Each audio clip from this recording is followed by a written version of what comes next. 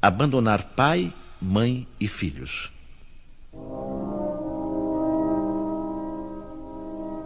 E todo o que deixar, por amor do meu nome, a casa, ou os irmãos, ou as irmãs, ou o pai, ou a mãe, ou a mulher, ou os filhos, ou as fazendas, receberá 100 por 1 e possuirá a vida eterna. Então disse Pedro: Eis aqui estamos nós, que deixamos tudo e te seguimos. Em verdade vos digo que ninguém há que, uma vez que deixou pelo reino de Deus a casa, ou os pais, ou os irmãos, ou a mulher, ou os filhos, logo neste mundo não receba muito mais, e no século futuro a vida eterna. E disse-lhe outro: Eu, Senhor, seguir-te-ei, mas dá-me licença que eu vá primeiro dispor dos bens que tenho em minha casa.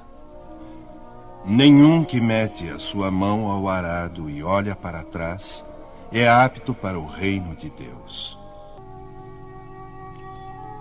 Sem discutir as palavras, devemos procurar compreender o pensamento que era evidentemente este: os interesses da vida futura estão acima de todos os interesses e todas as considerações de ordem humana, porque isto concorda com a essência da doutrina de Jesus, enquanto a ideia do abandono da família seria a sua negação. Não temos, aliás, sob os olhos a aplicação dessas máximas no sacrifício dos interesses e das afeições da família pela pátria? Condena-se um filho que deixa o pai, a mãe, os irmãos, a mulher e os próprios filhos para marchar em defesa do seu país? Não lhe reconhecemos, pelo contrário, o mérito de deixar as doçuras do lar e o calor das amizades para cumprir um dever? Há, pois, deveres que se sobrepõem a outros. A lei não sanciona a obrigação para a filha de deixar os pais e seguir o esposo? O mundo está cheio de casos em que as mais penosas separações são necessárias. Mas nem por isso as afeições se rompem.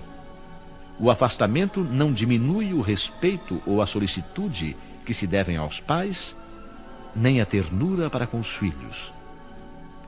Vê-se assim que, mesmo tomadas ao pé da letra, salvo a palavra odiar, essas expressões não seriam a negação do mandamento que prescreve honrar ao pai e à mãe, nem do sentimento de ternura paterna. Com mais forte razão, se as analisarmos quanto ao seu espírito. A finalidade dessas expressões é mostrar, por uma figura, uma hipérbole, quanto é imperioso o dever de cuidar da vida futura. Deviam, por isso mesmo, ser menos chocantes para um povo e uma época em que, por força das circunstâncias, os laços de família eram menos fortes do que numa civilização moralmente mais avançada.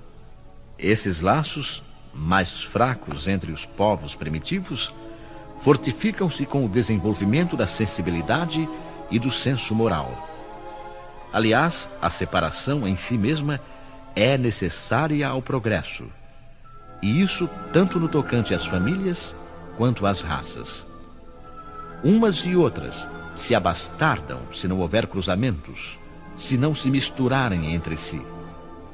É uma lei da natureza que tanto interessa ao progresso moral quanto ao progresso material.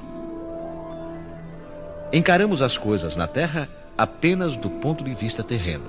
O Espiritismo nos apresenta de mais alto, mostrando-nos que os verdadeiros laços de afeição são os do espírito e não os do corpo. Que esses laços não se rompem nem pela separação, nem mesmo pela morte do corpo, e que eles se fortificam na vida espiritual pela depuração do espírito.